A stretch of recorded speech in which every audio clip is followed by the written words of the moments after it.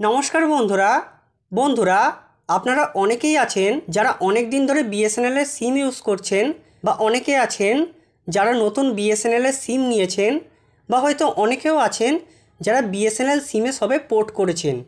তাদের সিমে হঠাৎ করে টাওয়ার চলে যায়। সেই টাওয়ার যাওয়ার ফলে কি হচ্ছে, তাদের ফোনে দীর্ঘ সময় ধরে টাওয়ারটি আসছে না।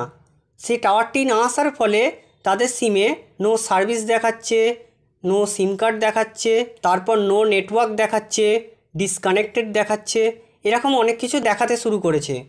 তো এই নেটওয়ার্কটিকে ঠিক করার জন্য আপনারা অনেকবারই আপনাদের ফোনটিকে রিস্টার্ট করেছেন বা আপনাদের ফোনের ফ্লাইট মোডটিকে অন করে অফ করে চেষ্টা করেছেন, কিন্তু তার কোনো কাজ হয়নি। তো আপনারা হয়তো ভয় পাচ্ছেন যে আপনাদের সিমটি খারাপ হয়ে গেছে বা আপনাদের মোবাইলের সিম স্লটটি খারাপ হয়ে গেছে। কিন্তু বন্ধুরা, এতে ভয় পাওয়ার কোনো কারণ নেই। গতকাল আমার সাথেও ঠিক সেম এই রকমই ঘটনা ঘটেছিল। তো আমি এটাকে গতকালই ফিক্স করেছিলাম। আজকে যেমন দেখতে পাচ্ছেন যে আমার সিমে 4টি কাঁটা জ্বলছে, কালকে আমার একটাও কাঁটা জ্বলেনি। তো গতকাল আমি সেটাকে কিভাবে ঠিক করলাম তা আজকে আমি আপনাদের স্টেপ বাই স্টেপ দেখাবো। তাই আপনারা ভিডিওটা শেষ পর্যন্ত মন দিয়ে দেখতে থাকুন। তো বন্ধুরা, এটাকে ঠিক করার জন্য আপনাদের প্রথম স্টেপ হলো, আপনারা দেখবেন যে আপনাদের সিম কার্ডটি সিম স্লট 1-এ আছে না সিম স্লট 2-এ আছে। যদি সিম স্লট 2-এ থাকে তাহলে আপনারা সেটা থেকে সিমটাকে বার করে সিম স্লট 1-এ ভরবেন। আর আপনাদের সিম যদি আগে থেকেই স্লট 1-এ থেকে থাকে তাহলে আপনাদের সিমটিকে বার করার কোনো প্রয়োজন নেই। চাইলে আপনারা আপনাদের সিমটিকে বার করে একটু মুছে পরিষ্কার করে ফের আপনারা স্লট 1-এ ভরে দিতে পারেন। তো ভরার পর আপনারা ফোনটিকে চালু করবেন। এরপর আমি আপনাদের সেকেন্ড স্টেপটি বলবো। এর জন্য আপনারা আপনাদের ফোনের সেটিংসে চলে যাবেন। সেটিংসে যাওয়ার পর আপনারা সার্চে চলে যাবেন। সার্চে গিয়ে আপনারা সার্চ করবেন রিসেট নেটওয়ার্ক। এটাকে সার্চ করার পর যদি আপনারা রিসেট নেটওয়ার্ক সেটিংটি না পান তাহলে আপনারা এখানে সার্চ করবেন শুধু রিসেট। সার্চ করার পর ফার্স্টেই আপনারা একটা অপশান দেখতে পাবেন রিসেট অপশান বলে।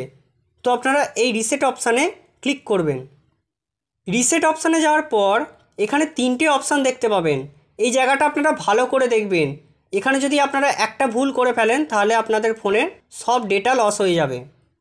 তো এর মধ্যে আপনাদের এই অপশানটিকে সিলেক্ট করতে হবে, reset wifi mobile and Bluetooth. এখানে আপনাদের রিসেট মোবাইল নেটওয়ার্কও দেখাতে পারে।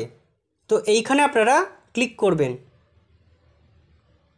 রিসেট নেটওয়ার্কে যাওয়ার পর এখানে একদম নিচে দেখতে পাবেন রিসেট সেটিংস বলে, এইখানে আপনারা ক্লিক করবেন। ক্লিক করার পর আপনাদের থেকে এখানে পাসওয়ার্ড চাইবে, আপনারা এখানে পাসওয়ার্ডটি দিয়ে দেবেন।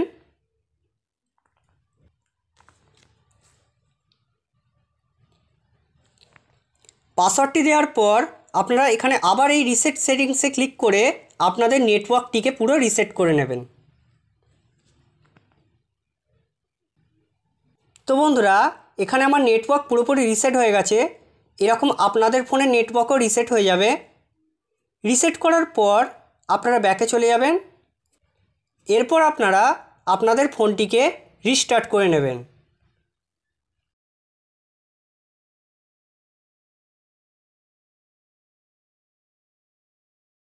তো বন্ধুরা, রিস্টার্ট করার পর আপনারা দেখবেন যে আপনাদের সিমে আস্তে আস্তে নেটওয়ার্ক আসতে শুরু করে দিয়েছে। তো বন্ধুরা, রিসেট করার পর আপনাদের ফোনে টাওয়ার এসে গেলেও আপনারা যদি ডেটা অন করেন তাহলে আপনাদের ফোনে ডেটা নাও চলতে পারে। তো এর জন্য আপনারা থার্ড স্টেপটি ফলো করবেন। সেটা হচ্ছে যে আপনারা স্ক্রল করে নোটিফিকেশানে যাবেন। নোটিফিকেশানে যাওয়ার পর আপনারা ডেটা অপশানটিকে ট্যাপ করে হোল্ড করবেন। ট্যাপ করে হোল্ড করার পর আপনারা এরকম একটা ইন্টারফেসে চলে আসবেন। এখানে আপনারা স্ক্রল করে একদম নিচে চলে যাবেন। নিচে দেখবেন অ্যাক্সেস পয়েন্টস নেম বলে একটা অপশান দেখাবে, এইখানে আপনারা ক্লিক করবেন।